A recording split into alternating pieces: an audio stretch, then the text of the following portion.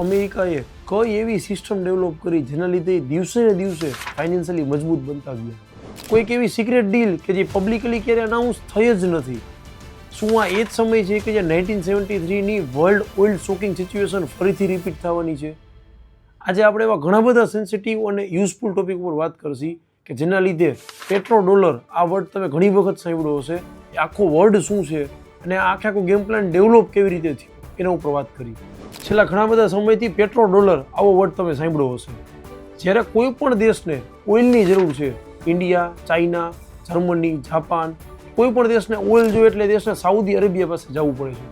પણ એ દેશ ક્યારેય એમને પોતાની કરન્સીમાં ઓઇલ આપતું નથી. માટે સૌથી પહેલાં ભારતે કે કોઈ પણ કન્ટ્રીએ ડોલર પરચેસ કરવા પડે છે. એ પરચેસ કર્યા પછી એ જ ડોલરનું એમને ઓઇલ મળે છે. બસ આ જ એક વસ્તુના લીધે સાઉદી અરેબિયાની બધી જ કન્ટ્રીઝ પાસે જે ઓઇલ એક્સપોર્ટર છે, ધીમે ધીમે એમની પાસે ડોલર એક્સેસ વધતા ગયા. એક સમય એટલા બધા ડોલર એમની પાસે ભેગા થઈ ગયા કે ડોલર ઇન્વેસ્ટ ક્યાં કરવા એમને સમજાતું નથી. એ કોઈ કન્ટ્રી પાસે એવડું મોટું ઇન્ફ્રાસ્ટ્રક્ચર કે કોઈ એવો મોડલ નથી બિઝનેસનું કે જેનાથી પોતાના દેશમાં ડોલરનો યુઝ થઈ શકે. માટે કમ્પલસરી કોઈ ઓપ્શન નહીં હોવાના લીધે એ વ્યક્તિને ફરીથી યુએસ બોન્ડ્સની અંદર ઇન્વેસ્ટમેન્ટ કરવું પડ્યું, જે સૌથી સેફ છે અને પ્રોપર છે. બસ આ એક વસ્તુના લીધે જ અમેરિકાને પોતાનો ડોલર બહુ જ નીચા રેટ ઓફ ઇન્ટરેસ્ટ ઉપર ફરીથી મળી ગયો. માટે અમેરિકાને ગમે ત્યારે કોઈ પણ મોટી લોન ફોરક્લોઝ કરવી હોય તો એમને આ બધી કન્ટ્રી પાસેથી બહુ જ ઓછા રેટ ઓફ ઇન્ટરેસ્ટ ઉપર લોન મળી જાય છે. આ આખી એક લૂપ છે, ડોલરથી ઓઇલ અને ઓઇલના પ્રોફિટથી ફરીથી ડોલર. બસ આ એક જ લૂપના લીધે ડોલર આજે વર્લ્ડ ઇકોનોમી કરન્સીમાં ડોમિનન્સ કરે છે. બટ અમેરિકાના યુએસ ટ્રેઝરી ફોર્મર સેક્રેટરી છે બ્રાડ સેટ્ઝર. આ વ્યક્તિ એવું કીધું કે લાસ્ટ ઘણા બધા ટાઈમથી પેટ્રો ડોલર ફ્લો ધીમો થઈ ગયો છે. તો એનું કારણ શું છે? સ્ટેટ ઓફ હોર્મોઝ એનું કારણ છે. કારણ કે એ જ સ્ટેટ ઓફ હોર્મોઝ આજે 20% ઓઇલ સપ્લાય કંટ્રોલ કરે છે. કે આ એ જ સમય આવી ગયો છે જે 1973 જેવી સિચ્યુએશન ફરીથી થઈ છે. તમને મિત્રો ખ્યાલ છે 1973માં શું થયું હતું? વાત છે 1973ની. ઇઝરાયલ અને આરબ કન્ટ્રી વચ્ચે વોર થઈ છે. અમેરિકા ઇઝરાયલને સપોર્ટ કરે છે. બધી જ આરબ કન્ટ્રી ભેગી થઈને નક્કી કરે છે અને એક સંગઠન બનાવે છે ઓપેક, કે જ્યાં એવું નક્કી કરે છે કે અમેરિકાને આજથી એક્સપોર્ટ બંધ. કોઈ પણ કન્ટ્રી અમેરિકાને ઓઇલ નહીં આપે. રાતોરાત અમેરિકાના બધું જ ઓઇલ આવતું બંધ થઈ જાય છે. જે એવી કન્ટ્રી કે જે ટોટલી 100% ઓઇલ ઇમ્પોર્ટ ઉપર ડિપેન્ડન્ટ છે. બધા ફ્યુલ સ્ટેશન ઉપર લાંબી કિલોમીટરની લાઇન્સ, બધી ફેક્ટરી બંધ, ઇકોનોમી ઓલમોસ્ટ ડેસ્પરેટ થઈ ગઈ. ને ઓલરેડી અમેરિકા એ સમય ઇન્ફ્લેશનથી તો પીડિત હતું જ, ઉપરથી આ સિચ્યુએશન થઈ. એનાથી અમેરિકાની ઇકોનોમિકલ ક્રાઇસિસ બહુ જ વધી ગયા. બટ વેઇટ, સામે સાઉદી અરેબિયાનો પણ આવો જ પ્રશ્ન હતો. એ લોકો ડચ ડિસીઝમાં ફસાઈ ગયા. ડચ ડિસીઝ એટલે 1960sમાં નેધરલેન્ડને એક નોર્થ સી ગેસ મળ્યો. અચાનક જ એમની ઇકોનોમીમાં એટલું બધું વિદેશી ફંડ આવ્યું કે એ ફંડને ક્યાં યુઝ કરવો એને ખબર નહોતું. એ કન્ટ્રીનું બધું મેન્યુફેક્ચરિંગ સેક્ટર સાવ ખતમ થઈ ગયા. ત્યારથી આ વસ્તુનું નામ પડ્યું Dutch disease. Saudi Arabia same આ ડિસીઝમાં ફસાઈ ગયું. બીકોઝ કે સાઉદી અરેબિયાને ઓઇલની પ્રાઇસ બહુ જ ઉપર વહી ગઈ, એટલે એટલો બધો પ્રોફિટ થયો કે ડોલર એની પાસે વધતા જ ગયા, બહુ જ ડોલર વધી ગયા. અમેરિકાને તો ડોલર આપતું નથી, તો એ ડોલરનો યુઝ ક્યાં કરવો? કારણ કે 1970માં સાઉદી અરેબિયા એક ડેઝર્ટ કન્ટ્રી હતું. એમની પાસે રોડ, રસ્તા, હોસ્પિટલ, બિલ્ડિંગ બધું A1 બનાવી નાખ્યું. એ કન્ટ્રીઝ પાસે નથી કોઈ રિયલ એસ્ટેટનો મોટો બિઝનેસ, નથી મોટું કન્સ્ટ્રક્શન, નથી કોઈ એવું નોન ટ્રેડ ગુડ્સ. આના લીધે ડોલર સ્ટક થઈ ગયા કે ડોલરનો ઉપયોગ ક્યાં કરવો? અમેરિકા ડેસ્પરેટ છે, એમને ઓઇલ નથી મળતું અને સાઉદી અરેબિયાના ડોલર સ્ટક થઈ ગયા છે. આ સિચ્યુએશનમાં હવે એન્ટર થાય છે વિલિયમ સાયમન, કે જે યુએસ ટ્રેઝરી સેક્રેટરી હતા. એક એવી સિક્રેટ ડીલ જે કાગળ ઉપર તો ક્યારેય સાઇન ન થઈ, બટ એ વર્લ્ડ માટે એક ફોલો પેટર્ન બની ગઈ. અમેરિકાએ સાઉદી અરેબિયાને 4 પ્રપોઝલ આપ્યા કે અમે તમને મિલિટરી પ્રોટેક્શન આપશી, અમે તમને ગેરંટીડ વેપન સપ્લાય આપશી, અમે તમને ડિપ્લોમેટિક બેકિંગ પણ આપશી અને અમે તમને ફાઇનાન્શિયલ કોન્ફિડેન્શિયાલિટી આપશી કે તમે જેટલું પણ યુએસ ડોલર્સનું રોકાણ અમારી કન્ટ્રીમાં કરો છો અમે એને ક્યારેય ડિસ્ક્લોઝ નહીં કરી. સામે સાઉદી અરેબિયા પાસે તેમને બે જ ડિમાન્ડ કરી કે અમને કન્ટિન્યુઅસ ઓઇલ આપવાનું રહેશે અને ઓઇલ આપ્યા પછી તમે જેટલું પણ ઓઇલ એક્સપોર્ટ કરો એ માત્ર ડોલરમાં થશે. સેકન્ડ, કે તમે જે પણ ડોલરમાં પ્રોફિટ કરો છો અગેન એ જ ડોલરનો પ્રોફિટ અમારી યુએસ ટ્રેઝરીઝમાં તમે ઇન્વેસ્ટ કરશો. સો સાઉદી અરેબિયાને એક મિલિટરી બેકિંગ પણ મળી ગયું, એને પોતાના ઓઇલ એક્સપોર્ટ પર પરમેનન્ટ એક કસ્ટમર મળી ગયો. સાઉદી અરેબિયાની દ્રષ્ટિએ તો ડીલ બહુ જ પરફેક્ટ હતી, પણ અમેરિકાને પણ સામે પોતાના જ ડોલર રિસાયકલ થઈને પોતાની પાસે આવી ગયા. સેકન્ડ, એને પરમેનન્ટ એનર્જી પ્રોટેક્શન મળી ગયું. બસ આ એક જ ડીલના લીધે અમેરિકાને બહુ મોટો ફાયદો થયો. ઘણા ટાઈમ પછી જેટલા પણ ઓઇલ રીચ કન્ટ્રી છે, કતાર, કુવેત, UAE, ઇરાક, બધી જ કન્ટ્રીએ સાઉદી અરેબિયાના આ ફૂટસ્ટેપને ફોલો કર્યો. આ એક વસ્તુના લીધે મિત્રો તમને કલ્પના નથી એટલો બધો મોટો ફાયદો અમેરિકાને થયો. કારણ કે તમે સમજો જ્યારે કોઈ પણ કન્ટ્રી એક લિમિટ કરતાં વધારે પોતાની કરન્સી પ્રિન્ટ કરે છે ત્યારે ઇન્ફ્લેશન આવી જાય છે, પણ અમેરિકા સાથે આવું થતું નથી કારણ કે એ લોકો ડોલર પ્રિન્ટ કરે છે. આપણી કન્ટ્રીને જ્યારે ઓઇલની જરૂર છે ત્યારે આપણે ડોલર એમની પાસેથી પરચેસ કરી છીએ. આપણે પોતાની જ કન્ટ્રીમાં મેન્યુફેક્ચરિંગ કરી, ઘણી બધી વસ્તુ આપણે એક્સપોર્ટ કરી અને ડોલર અર્ન કરી. એ જ અર્ન કરેલા ડોલરથી પાછું આપણે ઓઇલ ખરીદી. માટે પોતાના જ ડોલર એમને રિસાયકલ થઈને પોતાની જ પાસે ચીપર રેટમાં આવી જાય છે. બસ આ એક રીઝન જ છે કે અમેરિકાની કરન્સી બહુ ઓછા ટાઈમમાં ક્રેશ થાય છે. તો હવે એવું શું રીઝન છે કે જેના લીધે પેટ્રો ડોલરનો ફ્લોઝ ઘટતો ગયો જ્યારે બધી સિસ્ટમ સેટ હતી? પણ બે વસ્તુ આપણે મિસ કરી છે. સૌથી પહેલું કારણ, લાસ્ટ ઘણા બધા વર્ષથી આપણે જોઈએ કે ઓઇલના જે એવરેજ પ્રાઇસ છે એ $60 થી $70 આસપાસ જ છે, પરંતુ એમને $90 આસપાસ એ પ્રાઇસની રિક્વાયરમેન્ટ છે મિનિમમ લેવલ ઉપર. માટે $20 એ લોકો માઇનસ ચાલે છે, એટલે એમને સરપ્લસ કર્યા ડોલર વધતા જ નથી, ઉલટું એમને પોતાના રિઝર્વ્સમાંથી પૈસા કાઢવા પડે છે. જેટલા પણ ઓઇલ એક્સપોર્ટ કરતા કન્ટ્રી છે એમાં રશિયા અને સાઉદી અરેબિયા એ બહુ મોટા ઓઇલ એક્સપોર્ટર છે. આ બંને કન્ટ્રી ભેગા થઈને લાસ્ટ ઘણા બધા ટાઈમમાં કોઈ મોટો એવો પેટ્રોલ ડોલર સરપ્લસ ઊભો જ નથી કર્યો, માટે એમની પાસે ડોલર વધતા નથી. અને સૌથી મેજર રીઝન સેકન્ડ, કે સાઉદી અરેબિયાની જેટલી પણ કન્ટ્રી ઓઇલ એક્સપોર્ટ કરતી ને પોતાના ડોલરનું ઇન્વેસ્ટમેન્ટ ચેન્જ કર્યું. એક ટાઈમે એ લોકો યુએસ ટ્રેઝરીઝ બોન્ડમાં ઇન્વેસ્ટ કરતા, બટ રાઇટ નાવ એ લોકો પાસે જે છે એ પોતાના દેશનું જે ઇન્વેસ્ટમેન્ટ ફંડ હોય એને પોતાની જ ઇક્વિટીમાં એમને ઇન્વેસ્ટ કરવાનું ચાલુ કર્યું. Like Apple, Microsoft, Nvidia. કારણ કે આ સ્ટોક્સમાંથી એમને રિટર્ન વધારે સારું મળતું ગયું. એક ટાઈમ એમને સેફ ઇન્વેસ્ટમેન્ટની જરૂર હતી, હવે એમને મોટા રિટર્નની જરૂર છે. માટે સાઉદી અરેબિયા પાસે આજે લગભગ $4 થી $5 ટ્રિલિયન જેવડું ફંડ છે. એમાંનું 70% ફંડ ઇક્વિટીઝમાં રોકે છે, બોન્ડ્સમાં નહીં. સમજવા જેવી વસ્તુ એ છે કે તમે ઇક્વિટીમાં જ્યારે શેર લ્યો છો તો એ શેર પણ અગેન તમારે લેવો ડોલરમાં જ પડશે. So again you are stuck in same loop. માટે એમની ઇન્વેસ્ટમેન્ટની પેટર્ન ચેન્જ થઈ ગઈ છે, પરંતુ અગેન ડોલર તો વધારે મજબૂત જ થતો જાય છે.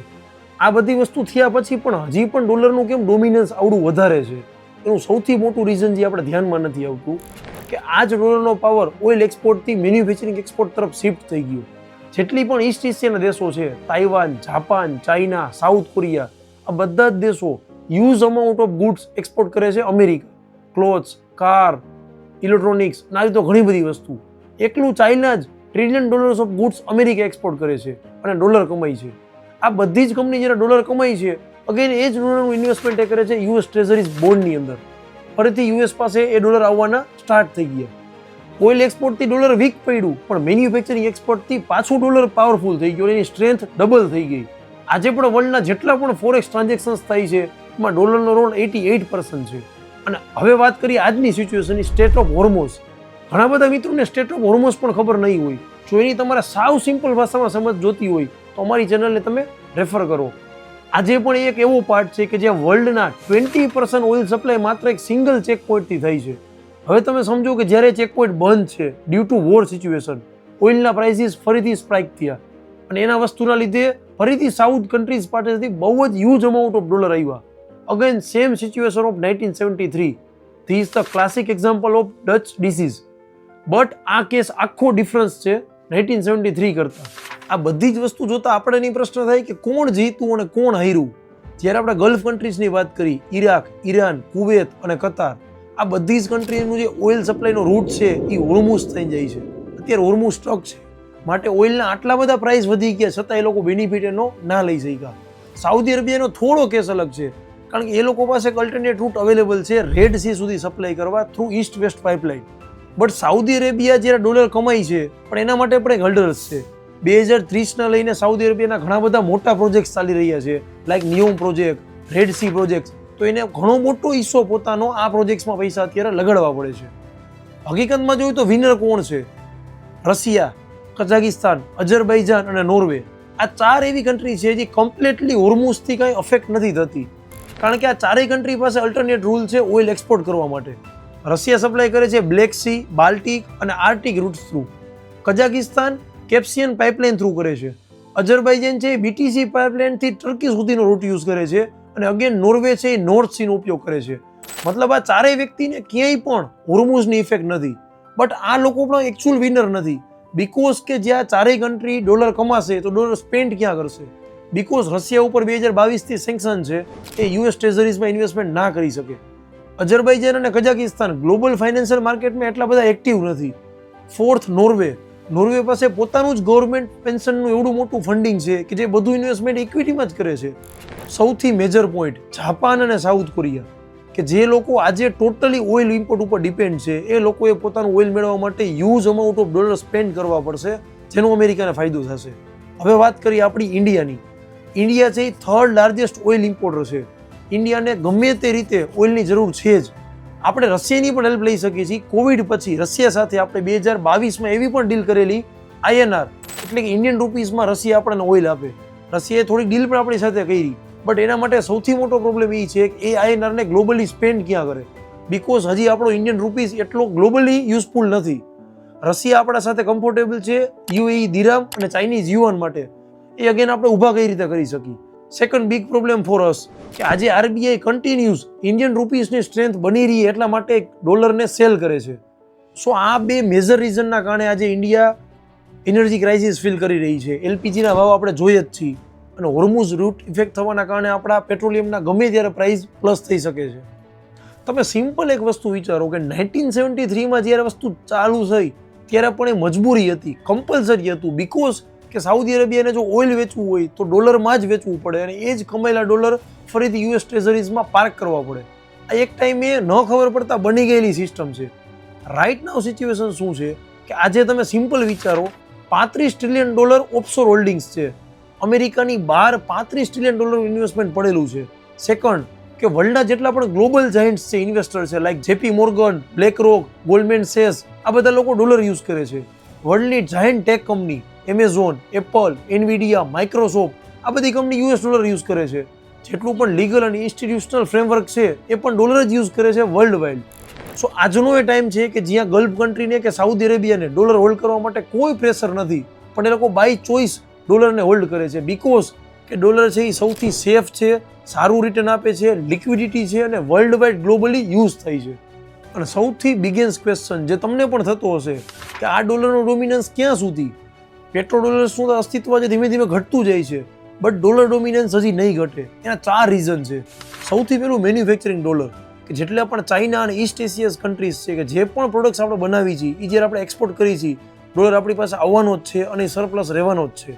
સેકન્ડ ફાઇનાન્શિયલ ડોલર, જેટલી પણ સ્વિફ્ટ સિસ્ટમ અને ગ્લોબલી ઇન્ટરનેશનલ ટ્રાન્ઝેક્શન્સ છે એ ઓનલી ડોલર થ્રુ જ થાય છે. Third institutional dollar, IMF, BIS અને વર્લ્ડ બેંક, એ બધી ડોલર ડોમિનન્સ જ છે. અને ફોર્થ ઇક્વિટી ડોલર. કોઈ પણ વ્યક્તિને ગ્લોબલી જ્યારે US સ્ટોક માર્કેટમાં ઇન્વેસ્ટમેન્ટ કરવું હશે ત્યારે માત્ર ડોલરમાં જ થશે. માટે આજે વર્લ્ડનું જેટલું પણ ગ્લોબલી ફોરેન એક્સચેન્જ ટ્રાન્ઝેક્શન્સ છે એમાં ડોલરનું પર્સન્ટેજ 50 નહીં, 70 નહીં, 88% છે, જે એકય એંગલથી નાનો પર્સન્ટેજ નથી. સો એક ટાઈમે પેટ્રો ડોલર એ કમ્પલ્સનની સ્ટોરી હતી, પણ આજે કોન્ફિડન્સની સ્ટોરી બની ગઈ છે. પેટ્રો ડોલર તો ગયો, પણ ડોલર ક્યારેય નહીં જાય, અને ભવિષ્યમાં પણ એ શક્યતા ઓછી છે કે જ્યાં ડોલરનું ડોમિનન્સ ઘટશે. જય હિન્દ.